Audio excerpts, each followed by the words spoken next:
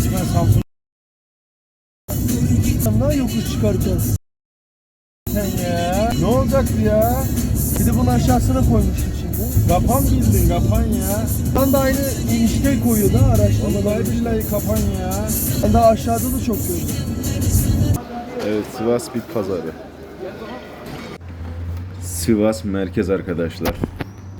Kameradan hiç belli değil lan siz. Herkes birbirini takip ediyor şu an. Evet arkadaşlar, herkese iyi günler. Kanalıma hoş geldiniz. Bugün vlog tarzında tatlı bir video çekeceğiz Allah'ın izniyle. Sivas'ta bir sınavımız var. Kuzenimle beraber oraya seyahat etmekteyiz. Şu an saat 1:10 geçiyor. Sivas'a doğru yola çıkıyoruz. Şu an Samsun Otogar'dayız.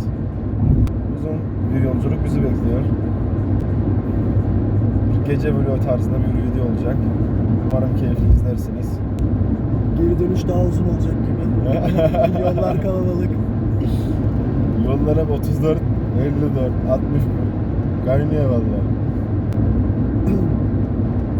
Bir de şimdi tatili sonuna kadar yaşamak isteyen insanlar var benim gibi. Tabii ki, tabii ki. Ben şimdi Sivas'tan döndüğüm gibi tekrar İstanbul yoluna. Senin için kötü olacak. Tabii. Ben şimdi bir de tek olacağım. 760 kilometre yol beni bekliyor. Abi bu normalde 8 saat falan sürüyor ama bayramda 12 saatten aşağı düştüğü görünmemiştir. Sana şimdiden hayırlı olsun. Ben şu an onu düşünmeye başladım. Sivas'tan gelişimi değil, İstanbul'a gidişimi düşünüyorum. Vallahi şu an 20 kilometre mesafenin içinde 2 tane radar atlattık. Allah devletimize zarar vermesin. Yani bu bayramda Bu konulara pek girmememiz gerekiyor. bu bayramda örnek Samsun'dan İstanbul'a giden bir adam kaç tane radar atlatıyor o zaman? Ya şimdi en sıkıntılı güzergah Osmancık. Evet. Yani buradan Osmancık'a kadar hiç radar görme, Osmancık'ta peş peşe 3-4 tane yeme ihtimalim var. Maşallah. Tek bir yerde yani. Girişinden çıkışına kadar full kırmızı ışık. Her noktada böyle nasıl diyeyim, 1 kilometre var mıdır yok mudur bilmiyorum. Böyle her kırmızı ışıkta bölgede, o bölgede radar şeyi var. Tam böyle solda sabit olarak duruyor. Yani 10-15 tane bir tehlike atlatıyorsun yani gidene kadar. Çakallı'da menemencilerin orada. Samsun'dan çıkana kadar 4-5 tane vuruyor ha. Sıkıntılı ya. Ben gelirken, bu arada bayramda gelirken bir flash patladı. Ama bana mı patladı, başkasına mı patladı bilmiyorum. İnşallah arkamdaki arabaya olmuştur. İnşallah arkadaki olmuştur, ona da geçmiş olsun. Allah bu aralar biraz sıkıntılı ya. Yani millet yakıta para yetiştiremezken bilmiyorum evde radarlarla boğuşuyoruz. Allah sonumuzu hayretsin ya. Şimdi tamam bak, şehir içi bazı noktalarda çift şeritli yol 82 hız limiti var ama yani insan da 80'le gelemiyor. Şimdi 600 kilometre yol gelmişsin, 500-600 kilometre yol gelmişsin. Dayanamıyorsun. Yavaş yavaş gelmek sarmıyor. Bu sefer uykun geliyor. Evet. Gaz basıp gelmek, yolu bitirmek istiyorsun uyku gelmeden, uyku bastırmadan. Aynen. Bu sefer de radar seni engelliyor. 80-80 gelirken bu sefer uyku çöküyor. Otobanda hızının arttırma hangi illerde olmuştu? Otobanlarda oldu. Otobanlarda şu an Genel yok. tüm hepsinde. Evet. Otobanlarda normal bildiğimiz çift şeritli diyorum. Double yollarda, duble yollarda 130 oldu. Tabii bu da %10'dan dolayı 143'e kadar mı? Kaça? 143'e tekabül ediyor herhalde. Yani 140 hız sabitle gelebiliyorsun öyle. Ben konuşamadım ama siz anladınız.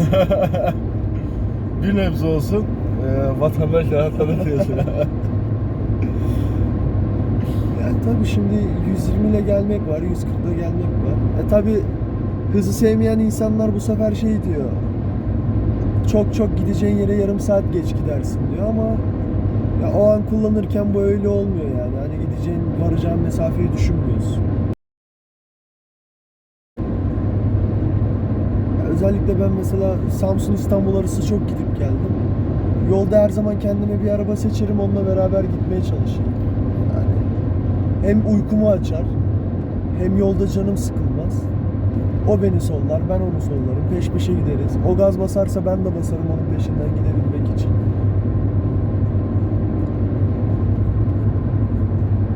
Samsun'da da maşallah her yer kamera oldu. Çok sıkıntı. Bir ara Allah'tan şey devam etmiyor.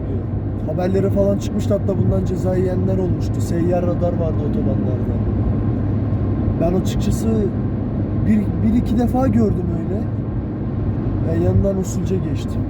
Ama ondan sonra hani hiç böyle piyasada görmedim. O haberleri çıkalı da 2 sene oldu herhalde. Hani 2 senede 2 kere görmek çok az bir sayı. Tabii ki. Şu anda Tokat'a yaklaşıyoruz. Bir 65 kilometre yolumuz kaldı. Allah'ın izniyle sonra Sivas'a varmayı hedefliyoruz bakalım. Normalde Megane'la gelmeyi düşünüyorduk. Onun da 2 hafta önce çekimini tamamladık biliyorsunuz. Kuzenimin arabası zaten. Dizel olduğu için dedik biz tutlu arabayla devam. Yakıt fiyatları malum. Arada Yine- 15 lira fark ediyor. Yine dosta gider bir poloyla yolumuzu tamamlayacağız inşallah. Ama Polo cidden az yakıyor ya. Evet. Tüpte hani benzinlisini hiç şahit olmadım. Benzinlisini kullananla konuşmadım ama ya bu arabada gerçekten 80 uzun yolda yani 70 kuruşu görüyor ya bu araba. Evet. Az önce yola çıkmadan önce hesapladık. Bir 185 kilometre kadar şehir içi köy yolu karışımı, tabi bayram haliyle köye gidip geliyoruz. 83 kuruş muydu? Evet. 83 kuruş hesapladık. Yani gayet güzel bir rakam ya. Uzun yolda 65'e kadar düşüyor.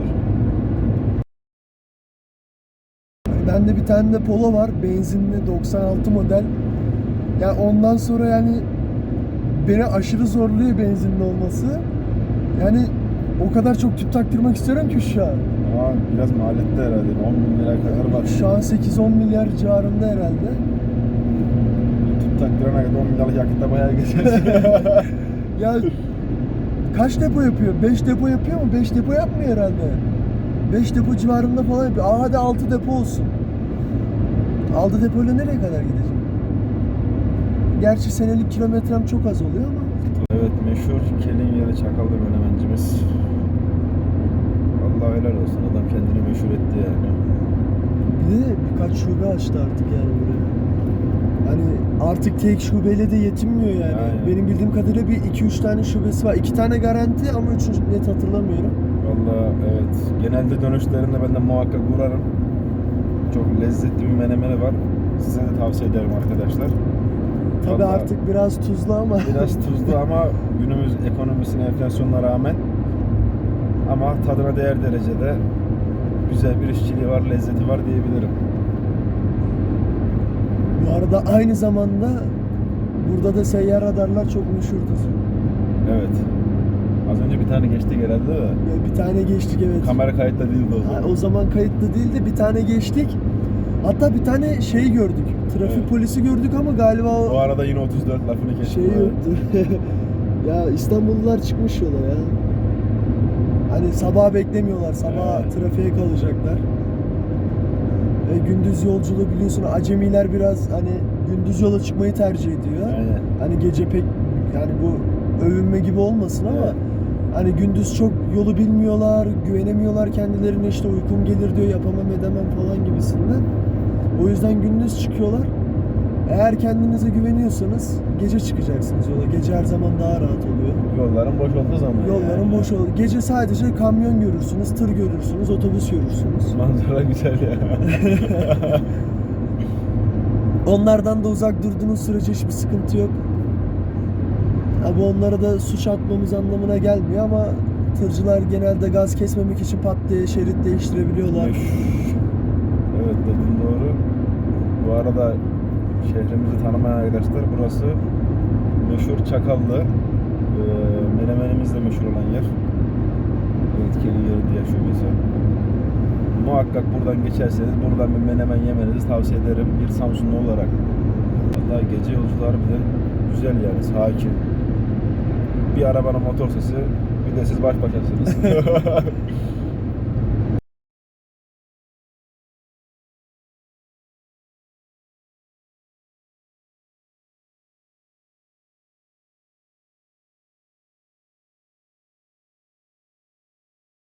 Kat 65 şimdi oldu. Sivas'a 170 kilometre. Az önce dediğimiz gibi 60-65 kilometre demiştik. Bu arada Tokat'ın yolları aşırı virajlı ya. Evet. Ben ilk defa bu Tokat yoluna geliyorum. Ben bu güzergahı ilk defa görüyorum. Tokat'a geldim de bu yoldan gelmedim. Gelenlere de tavsiyem biraz temkinli ilerlesinler. Yani öyle ilk bulduğunuz düzlükte yapıştırmayın. Turhal'a geçerken öyle.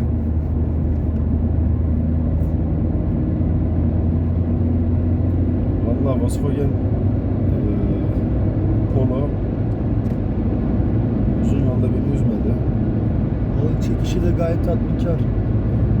Yani 1.4 benzin LPG olmasına rağmen şu anda LPG'de gidiyoruz. Yani çekişleri filan, tutuşu güzel. Yalnız motor sesini biraz içeri veriyor diyebilirim. Bir tık.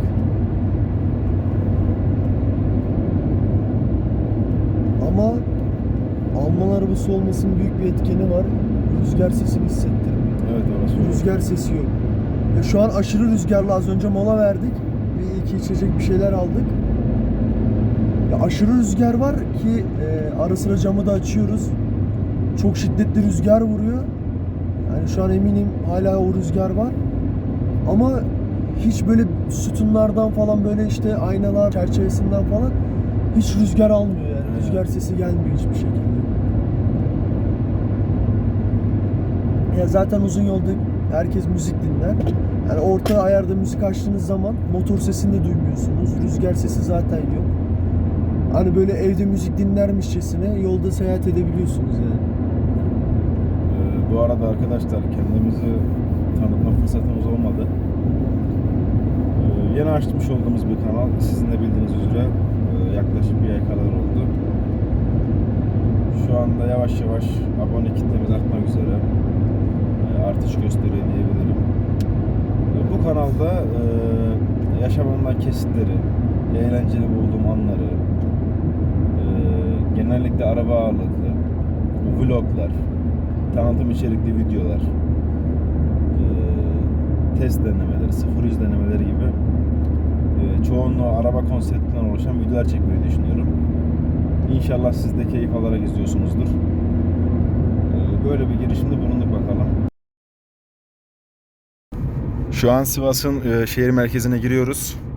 Saat 5:20. 1-1,5 gibi çıkmıştık Samsun'dan. Tam 4,5 saat falan. Tam 4,5 saat kadar, navigasyondan bir yarım saat kadar erken geldik. Biraz soğuk, titretici bir havası var ama güzel bir şehir.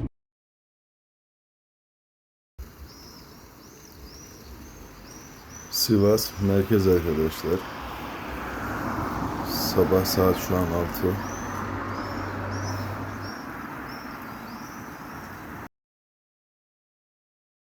Ya. Evet, Sivas Bit Pazarı.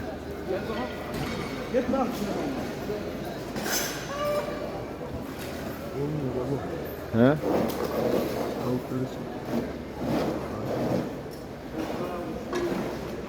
Hem Almanya'dan gelmiş turist gibi. Döşkant'tan gibi. Şu an gördüğünüz gibi yüzlerimizde bir yorgunluk var. Sivas yolculuğumuzun sonuna geldik. İnşallah güzel bir vlog olmuştur. Şu anda Kavak'a girdik.